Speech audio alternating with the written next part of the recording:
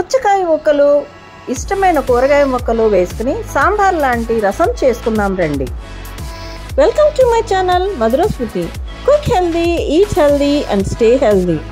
ఎండాకాలం వచ్చిందంటే మనకి సమృద్ధిగా దొరికేవి పుచ్చకాయలు. అందులోని ఎర్రని పండును మాత్రమే మనము తింటాము. ఇప్పుడు పండుతో పాటు తెల్లని పుచ్చకాయ భాగాన్ని కూడా మనము వంటలో వాడుకుందాము. ఒక గ్లాసు నీళ్ళను మరిగించి అందులో మీకు ఇష్టమైన కూరగాయ ముక్కల్ని వేసుకోండి.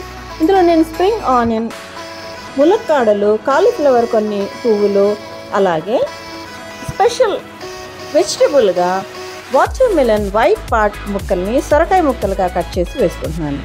అంటే ఇక్కడ గ్రీన్ పార్ట్ని పీల్ చేసేసి వైట్ పార్ట్ని మాత్రమే యూస్ చేస్తున్నాను. రెడ్ పార్ట్ని మనం జ్యూస్గా కానీ ముక్కలుగా కానీ తినవచ్చు.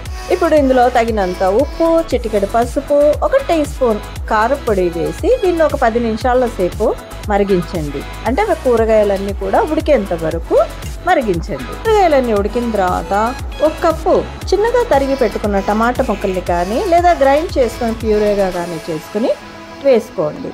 దీంతో పాటు గుప్పెడు కొత్తిమీర, కరివేపాకు, పుదీనా చిన్నగా కట్ చేసుకొని వేసుకోండి. అవి వేయడం వల్ల చారుకి లేదా సాంబార్కి చాలా రుచి వస్తుంది.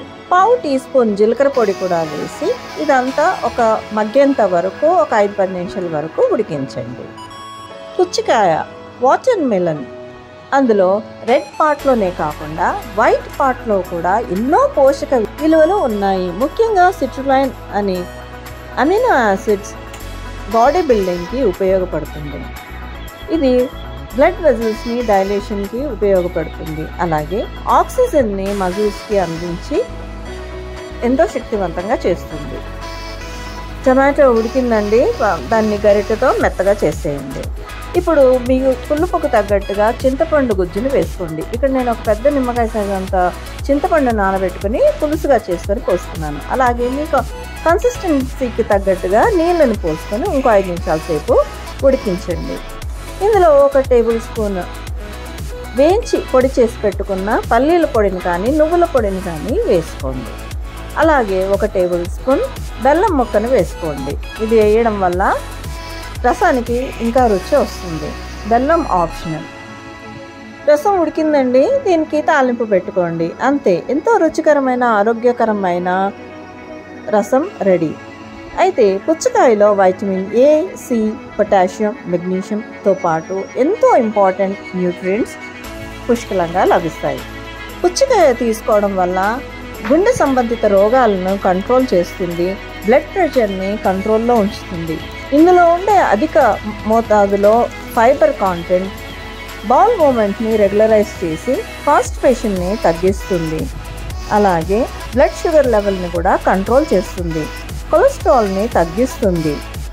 అంతేకాకుండా ఇందులో ఉండే ఫైబర్ కాంటెంట్ ఆకలిని తగ్గిస్తుంది. అలాగే వెయిట్ లాస్ మేనేజ్మెంట్కి ఎంతగానో ఉపయోగపడుతుంది. ఈ సమ్మర్లో మీరు పుచ్చకాయని పండుగానే కాకుండా కూరగాయ రూపంలో కూడా తీసుకుని మీ ఆరోగ్యాన్ని కాపాడుకోండి. ఈ రసాన్ని వేడివేడిగా అన్నంలో కానీ, ఇడ్లీలో కానీ, దోశతో కానీ, ఉప్మాతో కానీ వడ్డించండి. ఈ హెల్దీ రెసిపీని మీరు ట్రై చేయండి. మీకు కనుక ఈ వీడియో నచ్చినట్లయితే లైక్ చేయండి, షేర్ చేయండి. మరిన్ని ఇంట్రెస్టింగ్ అండ్ హెల్దీ రెసిపీస్ కోసము నా ఛానల్కి సబ్స్క్రైబ్ చేసుకోండి. Thanks for watching.